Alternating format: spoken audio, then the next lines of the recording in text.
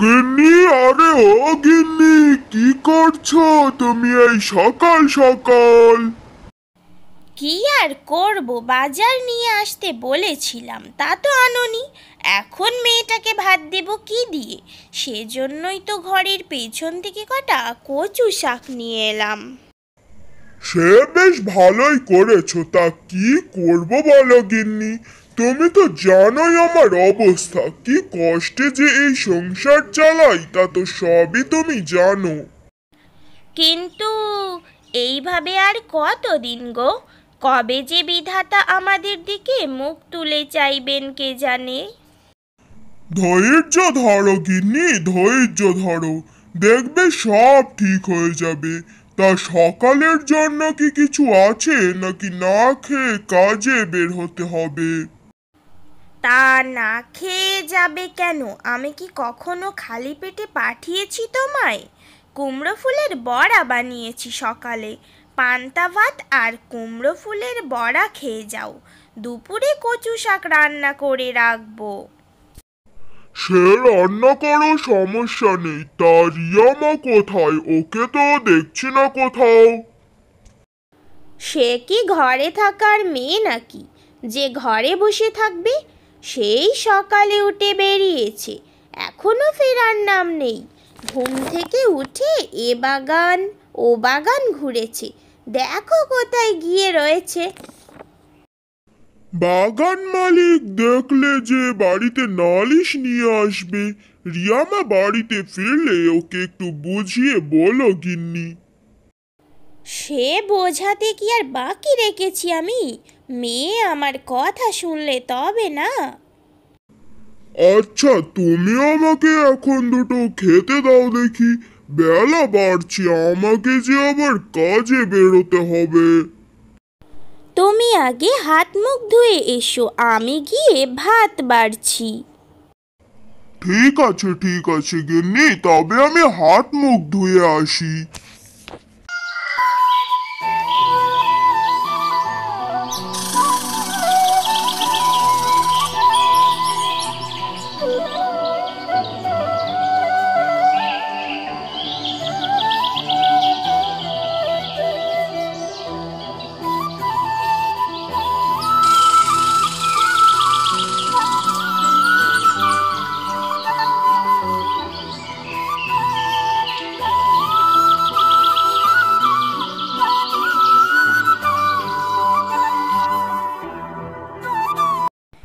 রিয়ার বাবা কাজে বেরিয়েছে কতক্ষণ হয়ে গেল। মেয়েটা সেই সকালে বেরিয়েছে, এখনো ফেরার নাম নেই। সারাদিন শুধু ঘুরে কি যে পায় কে জানে।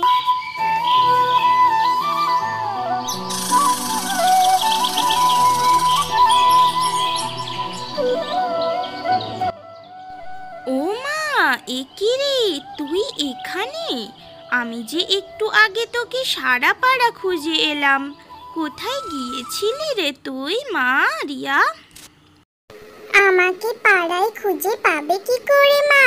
আমি যে নদীর ধারে খেলতে গিয়েছিলাম। হায় বিধাতা, এই দোষী মেয়েকে নিয়ে আমি কি যে করি।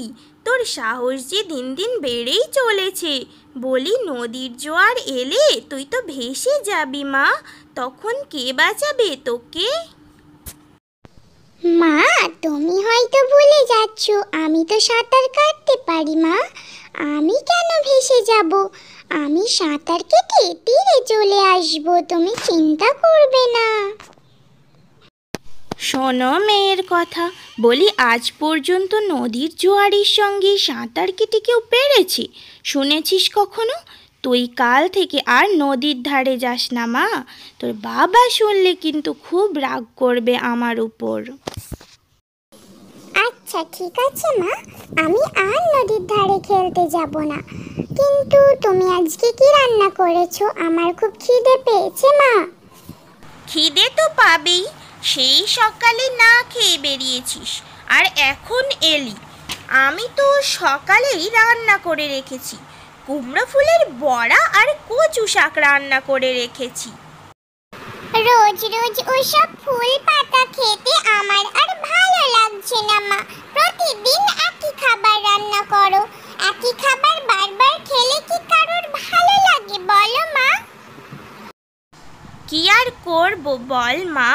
তোর বাবার যে আয় নেই তেমন, না হলে আমাদেরও তো মন চায় আমাদের একমাত্র মেয়েকে ভালো মন্দ খাওয়াই।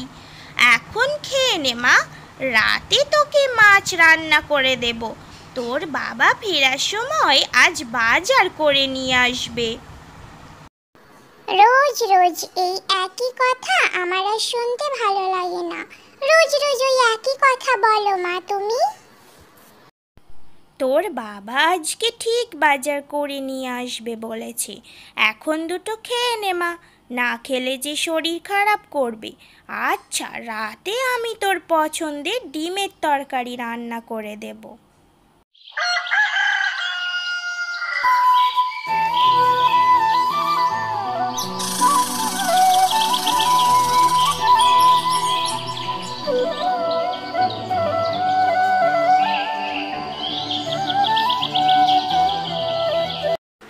বলি, বেলা যে অনেক হলো, আর কতক্ষণ ঘুমাবে? এইবার তো উঠে পড়ো, আজকে রান্নার জন্য বাড়িতে কিছুই নেই। মেয়েটা যে সবসময় বায়না ধরে, শুধু ভাত খেতে পারে না। তাড়াতাড়ি যাও, কাজে বেরোতে হবে আবার তোমায়। হঠাৎ করে কেন জানি না শরীরটা খুবই খারাপ লাগছে গিন্নি। হ্যাঁ, আমি উঠছি, একটু পরেই উঠছি, তুমি চিন্তা করো না, আমি কাজে বেরোবো। একে সংসারের এই অবস্থা, তার উপর তোমার এই শরীর খারাপ করেছে। এখন আমি কি করে সংসারটা চালাই বলো তো? ওদিকে মেয়েটাকে নিয়েও পারি না, রোজ রোজ শুধু বায়না আর বায়না। কি আর করব, একটা মাত্র মেয়ে আমাদের, তার তো যত্ন নেওয়া আমাদের উচিত, তাই না? ঠিক আছে, আমি বরং গিয়ে দেখি দুটো কচু শাক পাই কিনা, রান্না করতে হবে তো। জানি না আর কতদিন এই কচু শাক কুমড়ো শাক খেয়ে থাকতে হবে। নদীর ধারে গিয়েছিলাম, তাই বেশ কয়েকটি কচু শাক পেলাম। এই দিয়ে আজকের মতো রান্নাটা সারা যাবে খনি। কিন্তু মেয়েটা যে সব সময় কষ্ট পায়, সে যে রোজ রোজ এইসব শাক পাতারি খেতে চায় না। আমাদের যে কিছু করার নেই।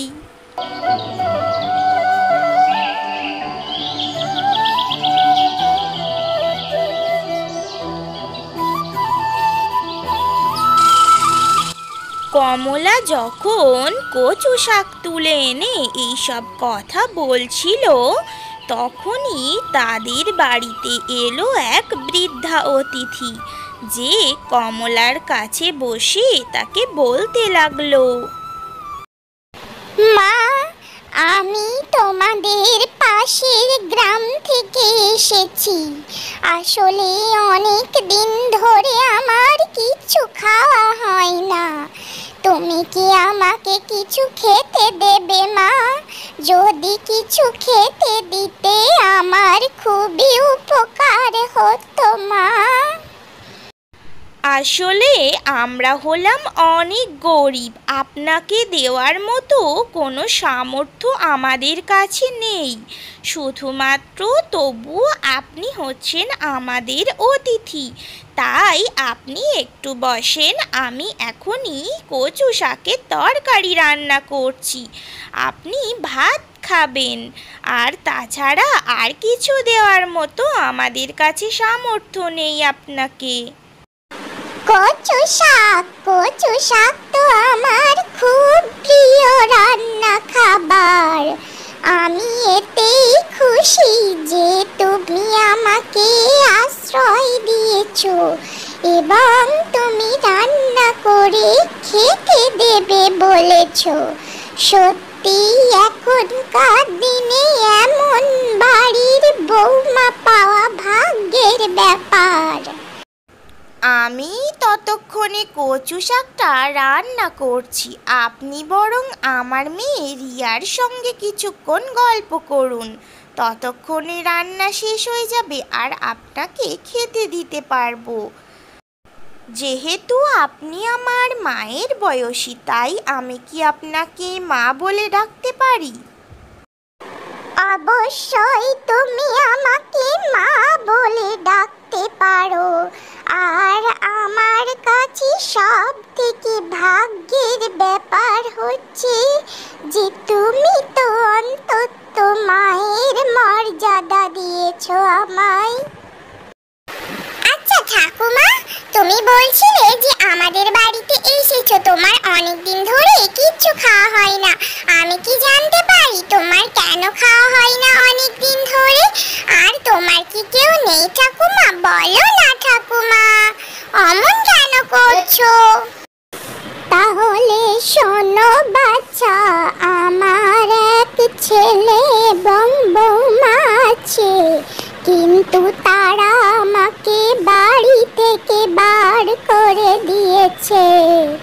এখন আমার যাওয়ার কোনো জায়গা নেই, তাই ঘুরে ঘুরে খেতে হয় আমায়। ঠাকুমা, তুমি আজ থেকে আমার ঠাকুমা হয়ে, আমার বাবার মা হয়ে এ বাড়িতেই থেকে যাও। আর এখন থেকে আমি তোমার নাতনি হয়ে থাকতে চাই। তুমি চিন্তা করো না, আর তোমাকে ঘুরে ঘুরে খেতে হবে না। এখন থেকে আমরা যা খাবো তুমিও আমাদের সঙ্গে থাকবে এবং খুশি খুশি তাই খাবে। রিয়ার মা বৃদ্ধা অতিথিকে সেদিন কচু শাক দিয়েই অতিথি আপ্যায়ন করেছিল।